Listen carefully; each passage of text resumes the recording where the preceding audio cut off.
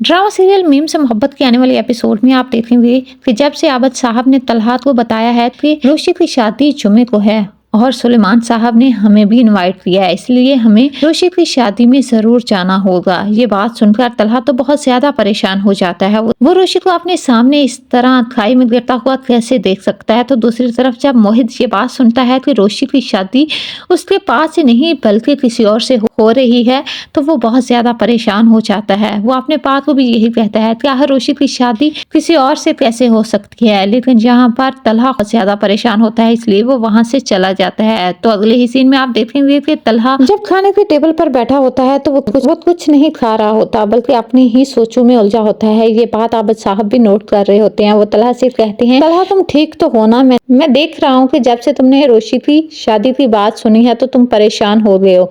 अब तलहा क्या बताए कि उसने अपने हाथों से ही अपनी खुशियां बर्बाद की हैं। वो अपने बाप को एक दफा फिर से कहता है कि बाबा ऐसी कोई भी बात नहीं, वो बिल्कुल ठीक है। तो दूसरी तरफ आप देखेंगे कि तलहा जिससे ये बर्दाश्त नहीं हो रहा कि रोशी के साथ कुछ भी बुरा हो, क्योंकि वो रोशी से बहुत प्यार करता है, इसलिए वो रोशी को एक दफा फिर से कॉल करने का सोचता है और उससे समझाने की कोशिश करता है कि अगर उसने शादी ही करनी है तो किसी और से कर ले, लेकिन शारिक जैसे घटिया इंसान से नहीं। लेकिन यहाँ पर रोशी उसकी एक दफा फिर से कोई भी बात सुनने को तैयार नहीं होती और उससे कहती है कि उसका ये फैसला अटल है और अब तो कुछ भी नहीं हो सकता। आज वो मेहंदी पर बैठी है तो कल उसका निकाह है, और हाँ आप मेरे निकाह पर जरूर आइएगा, मैं आपका इंतजार करूंगी। ये बात कहकर रोशी कॉल कट कर देती है। तलहा जो कि बहुत ज्यादा परेशान होकर रह गया है कि आखिर वो रोशी को समझाए तो कैसे समझाए। अगले ही दिन रोशी का निकाह होता है और तलहा, मोहित और आबद साहब रोशी के निकाह पर पहुंच जाते हैं। मोहित जब रोशी को स्टेज पर दुल्हन बनी बैठा देखता है